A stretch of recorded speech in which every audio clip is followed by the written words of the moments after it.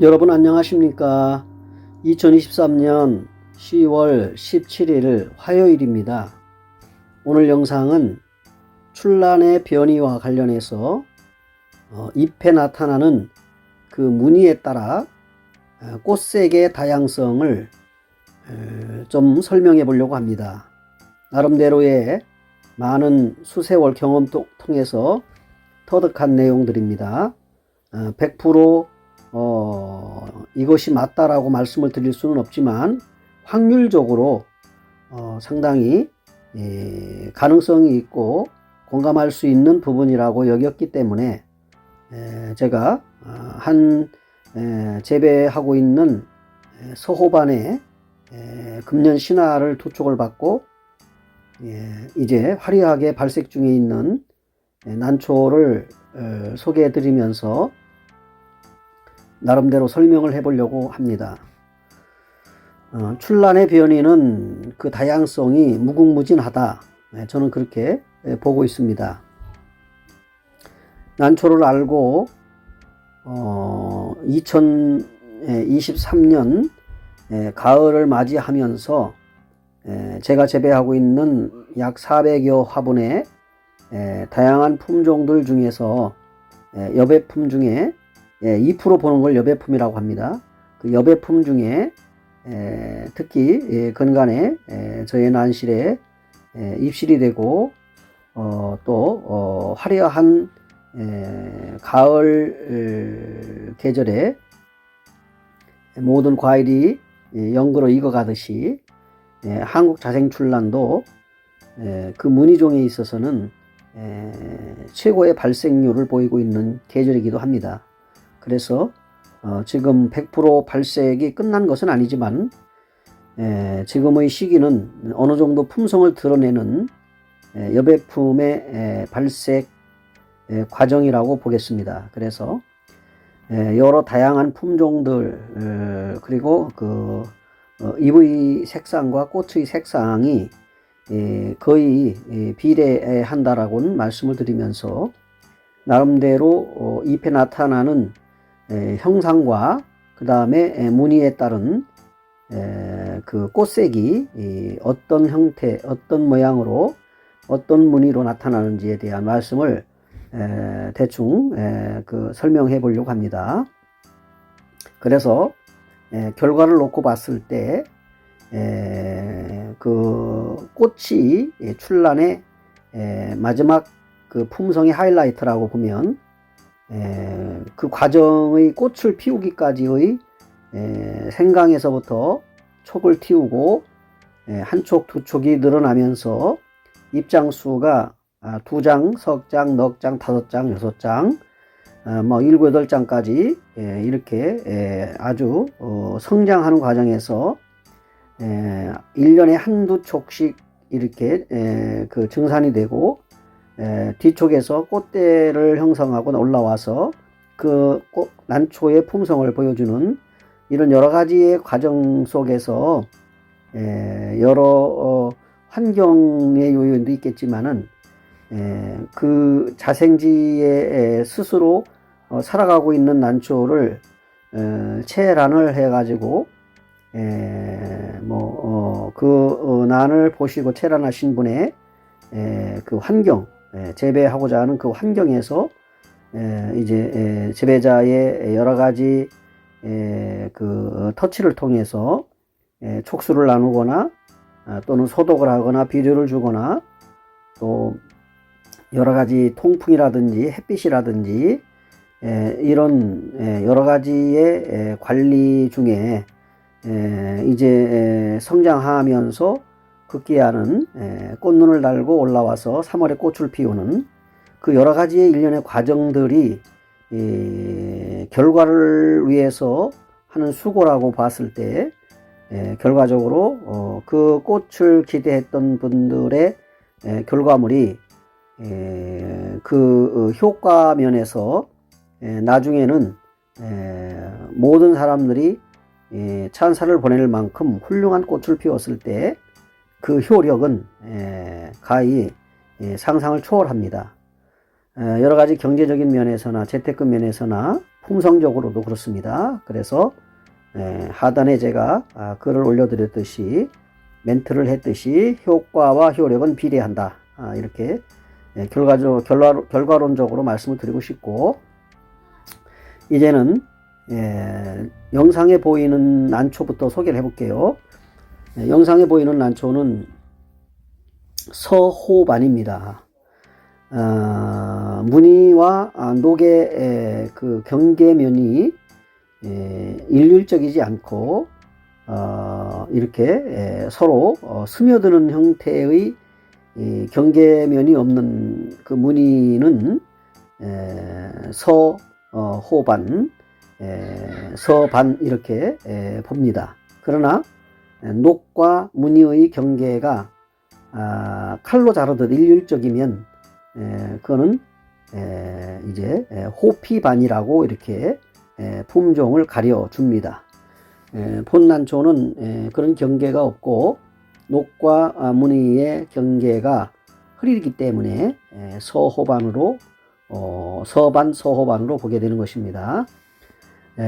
그래서 이런 서호반의 난초는 제가 볼 때 그 호피반보다는 꽃으로 봤을 때는 그 위상이라고 할까, 품성의 위상이 높다고 봅니다. 그래서 그 이유는 서호반을 피워서 꽃을 달아보거나 호피반을 재배를 해서 꽃을 달아보면 호피반은 꽃이 잘 나오지 않습니다. 다시 말하면 꽃색이 잘 나오지 않고 무지로 피는 경우가 많고, 서반이나 서호반일 경우에는 꽃색이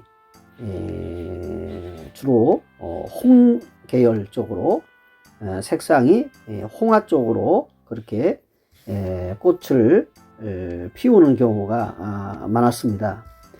뭐 100%는 아니지만은 뭐 황화도 피는 경우가 있지만 특히 서반이나 서호반 계열은 홍화가 피는 경우가 많았다 하는 말씀을 드리고, 일단 색으로 봤을 때는 그렇습니다. 그래서 이 서반 서호반의 무늬는 역시 잎으로 봤을 때 서호반의 무늬는 꽃을 예상한다. 그래서 어떤 꽃을 예상하느냐, 주로 이제 결과로 비례해서 또는 통계적으로 봤을 때 홍화의 계열, 주홍화에서 홍화의 계열로 꽃을 피우더라 하는 것입니다. 그래서 이제 난초를 구매를 하거나 교환을 할 때에는 이제 미개화일 경우에, 다시 말하면 꽃을 피우지 않은 상태의 이 생강에서부터 자라서 성장해 온 그런 난초는 홍화를 예상을 한다는 것이고요. 그리고 이렇게 잎을 봤을 때 잎이 일반 서호반이면서도 잎이 두껍거나, 즉 후육성의 잎이거나, 그리고 골이 깊고, 그 다음에 이제 그 천잎이라든지 또는 뭐 초상잎이라든지, 초상잎을 일렵이라고 그러죠. 제일 올라올 때 먼저 올라오는 일렵. 그래서 치마잎이라고도 하는데, 그 잎이 약간 중간에가 환엽 스타일이면서 잎의 끝이 약간 이렇게 틀어질 때, 안으로 오구면서 틀어지는 형상을 보일 때는 그 통계적으로 보면 홍화가 그리고 이제 그 두화가 내지는 이제 화형이 좋은 난초를 피웠던 경험들이 많습니다. 그래서 이제 특히 산채는 뭐 선택의 여지가 없지만 교환하거나 구입을 할 때는 잎성을 보고, 미개화일 경우에 잎성을 보고, 그 다음에 치마잎인 일렵을 이렇게 보면서 이 난초는 비록 서호반이고 서반이지만 나중에 홍화가 필 가능성이 높은 나무로서 잎을 보니까 두화나 원판이 필 가능성이 높겠구나. 이랬을 경우에는 이제 많은 분들이 어느 정도 난초에 대한 조예가 있으면 그 난초를 선택을 하게 됩니다. 뭐 밴드에 올라오거나 또는 뭐 유튜브에 올라오거나 또는 난실에 방문해서 구매를 하게 되거나 이렇게 볼 줄 아는, 난초를 볼 줄 알고 미래를 예측할 수 있는 부분들, 통계적으로 볼 줄 아는 이런 그 고수일 경우에는 반드시 그런 난초를 선택하게 된다는 것입니다. 그래서 한 가지 이제 조심해야 될 부분은 뭐냐면 꽃을 피운 상태에서 꽃을 보고 사면은 문제가 되지 않지만 꽃을 보지 않은 상태에서 앞으로 꽃을 다는 것을 예상하고 여배품을 구입을 하거나 교환을 할 때에는 꽃을 안 피웠습니다. 꽃을 안 피운 난초입니다. 이렇게 얘기를 하며 판매장에 나왔을 때는 사는 사람의 몫입니다. 이것이 과연 꽃을 피웠던 난초인지 꽃을 피우지 않은 난초인지 이것에 대한 선택은 구매자의 몫이기 때문에 그것을 판매로 내놓은 분이 꽃을 보고 내놓을 수도 있지만 꽃을 보지 않은 상태에서 내놓을 수도 있기 때문에 그것을 뭐 추궁하거나 또는 이제 자료를 요청하거나 했을 경우에 없다고 하거나 보여주지 않아도 결과적으로는 구매의 선택은 결정한 자의 구매자의 책임의 몫이다 이렇게 여기시면 됩니다. 그리고 여배품이 그런 여러 가지 미래에 화형이 좋은 꽃을, 색상이 좋은 꽃을 피울 가능성이 높은 아직 꽃을 피우지 못해 본 미개화라면은 난초를 이제 구매를 해서 기대를 가지고 끝까지 키우게 됩니다. 그러나 여러 가지 사정에 의해서 이제 리스크 관리를 하게 되지요. 처음에 구매를 할 때나 생강촉을 구매했을 때는 아슬아슬한 느낌이 있지요. 이거밖에 없는데 이 난초가 전부인데 키우는 과정 여름에 죽거나 병에 들어 죽거나 그러면 이제 그 품종의 뭐 미래에 대한 예측은 했을지라도 죽음으로 인해서 결과적으로 그 품종을 잃어버리게 되는 것이고 다시는 구매할 수가 없게 되는 것이죠. 그래서 이제 처음에는 난초가 신화를 붙이고 두 촉, 세 촉이 되면 혹시나 이렇게 붙여서 한 화분에 키우다가 연부가 오면 다 죽게 되거든요. 그렇기 때문에 리스크 관리를 위해서 분촉을 해가지고 처음에는 뭐 한 촉씩 세 화분, 네 화분씩 나눠서 키우게 됩니다. 그래서 이제 한쪽에 속더라도 다른 쪽에 남기 때문에 그 리스크 관리를 위해서 분촉을 하게 됩니다. 그만큼 분촉을 했기 때문에 꽃을 달 시기가 늦어지는 것이지요. 그래서 한번 산채를 해가지고 꽃을 달아서 전시에 출품하기까지는 상당한 기간이 세월이 필요한 것입니다. 뭐 죽거나 말거나 하나분에서 그냥 나는 무조건 이 품종이 하나든 둘이든 관계없이 꽃을 끝까지 보겠다 그러면은 다행히 죽지 않고 꽃을 단다면 다행이지만은 중간에 잘못돼서 죽게 되면은 그 품종의 난초는 다시는 볼 수 없다 이렇게 보기 때문에 10중 8구 모든 에라닌 중에 그 난초가 죽지 않도록 고사되지 않도록 품종을 보존하기 위해서 두세 촉, 네 촉까지는 분촉을 해서 따로 키운다는 것입니다. 저 역시도 그렇게 하는 방법을 하고 있습니다. 그래서 이제 그것이 대주가 돼서 꽃을 다루면 나중에는 이제 그 여러 화분이 되고 서로 속수가 되겠죠. 그래서 이제 그 중에 하나분을 예를 들어서 멋진 꽃이 피어서 판매를 할 경우에는 이제 여러 쪽으로 이렇게 증산을 했기 때문에 재테크에 큰 도움이 되는 것입니다. 일단 이거 제가 구입한 그 난초들 중에 특별히 뭐 여배품도 구매를 하고 화해품도 구매를 했지만 오늘은 이제 출란의 변이 중에 잎의 무늬에 따른 꽃색의 다양성에 대해서 말씀을 드리기 때문에 일단 제가 화면에 올려드린 영상의 이 난초는 역시 서호반으로서 후육의 서호반으로서 잎 끝이나 그 다음에 이제 전체적인 흐름 자체가 좋은 화형의 꽃을 피울 것 같은 느낌이 높기 때문에 꽃은 보지 않았지만 이제 이렇게 제가 입시를 해서 키우게 됩니다. 또 이제 영상에는 없지만은 잎이 산반일 경우에, 주로 이제 산반화가 피게 됩니다. 잎이 산반인 경우에는 주로 이제 연미가 진다고 그러죠. 잎 끝이 갈라지고 연미가 지는 그런 형태의 잎을 볼 수가 있는데, 주로 그런 연미가 되는 그런 산반보다는 보통 출란처럼 잎 끝이 갈라지지 않고 정상적으로 균형을 이루고 그 다음에 둥근 형태를 보일 때, 말씀드린 대로 좋은 화형의 모양을 갖췄을 때, 그리고 이제 산반의 무늬가 잎 끝에서부터 안쪽으로 기부 쪽으로 많이 들었을 때, 그리고 그 산반의 색이 미백색이나 백색이 아니고 황색이었을 때, 그때에는 가치가 높고요. 그 다음에 꽃으로도 꽃의 문양이 똑같이 거의 뭐 90% 이상 똑같이 핍니다. 그러니까 잎을 보면 꽃을 본다. 그래서 산반은 산반화가 피고, 뭐 100% 그렇진 않아요. 다른 경우도 있지만 거의 그렇습니다. 그리고 잎이 연미가 진, 갈라진, 끝이 갈라지는 그런 산반은 꽃도 연미가 진다. 꽃도 그렇게 핀다는 것입니다. 확률적으로 높습니다. 그러나 산반이지만, 잎이 산반이지만 끝이 둥글고 그 다음에 둥근 형태를 가지고 있고 연미가 되지 않고 그렇게 각이 져 있는, 그러면서 무늬가 많이 든 그런 산반은 꽃도 그 둥근 형태, 그래서 화형이 좋은 화형, 꽃의 형태가 둥그다는 얘기죠.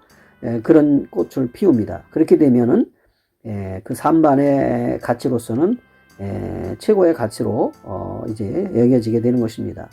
뿐만 아니라 이런 형태의, 이런 문양의 이 여배가 곧 꽃으로도 나타난다는 거.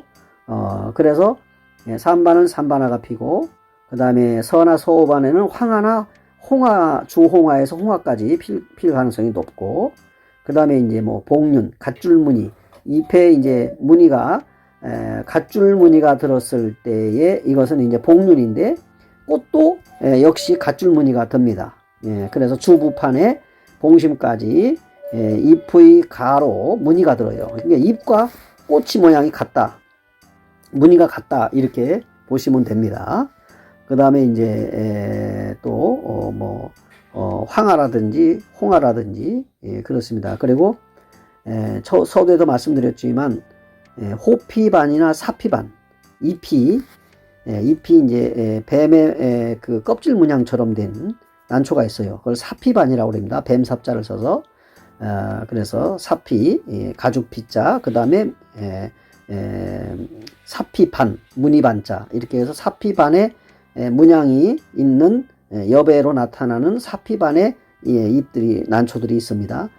이런 난초들은 꽃도 사피화가 피긴 하지만 개중에 몇 품종 되지 않습니다. 거의 다가 꽃은 무지로 핍니다. 그러니까 꽃은 기대할 수가 없어요. 그래서 사피반일 경우에는 여배품으로 이렇게 품종을 키우기도 합니다. 그러니까 사피반도 역시 무늬가 사피반이라 하더라도 황색의 사피반. 그래서 특히 이제 그 잎이 서나 서반이나 서호반에 가운데 중간중간에 녹점이 들어있는 거예요.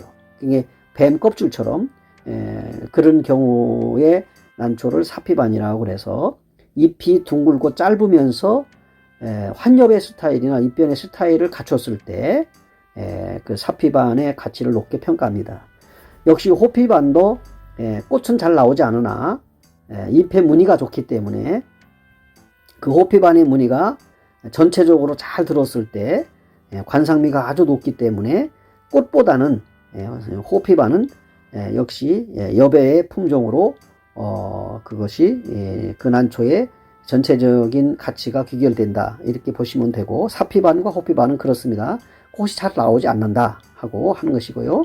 그 다음에 서반이나 소반은 황화나 주홍화의 계열의 꽃을 피운다. 그런데 호피반과 호피반과 서반, 소호반의 문양이 비슷한데 그 문양과 녹의 경계를 보시면 그 답이 나온다는 거예요. 그래서 끝에 그 무늬의 끝에 그렇게 칼로 이렇게 줄을 긋듯이 되어 있다면 그것은 호피반이기 때문에 역시 꽃이 잘 나오지 않을 수 있다. 그러나 경계가 흐릿하고 무늬와 녹이 이렇게 스며들어서 이렇게 그 문양의 반응을 보일 때는 그건 호피반이 아니고 서호반이나 서반이 되는데, 이것들은 이런 무늬에서는 이 잎의 무늬에서는 꽃도 화색 좋은 꽃을 피운다 하는 말씀을 드립니다. 그리고 이제 모든 색상은 잎이 됐든 꽃이 됐든 모든 색상의 가장 위에 있는 색상은 황색입니다. 짙은 황색을 높이 평가합니다. 그러니까 이제 미백색이나 뭐 백색이나 이런 색상보다는 황색 계열을 높이 평가하고 가치가 높습니다. 그 다음에 잎으로는 짧으면서 환엽의 스타일, 잎 중간에가 둥글다거나 잎 끝이 마무리가 둥글다거나 짧으면서 중수엽의 형태를 가졌을 때 그 잎으로서는 최고의 가치를 부여한다 하는 말씀을 드립니다. 그래서 이런 형태의 모든 그 난초들을 산에서 직접 조우하게 되면 엄청난 기쁨을 갖게 되지요. 여러분들도 함께 좋은 품종의 난초를 기를 수 있는 기회가 되시기를 바랍니다. 감사합니다.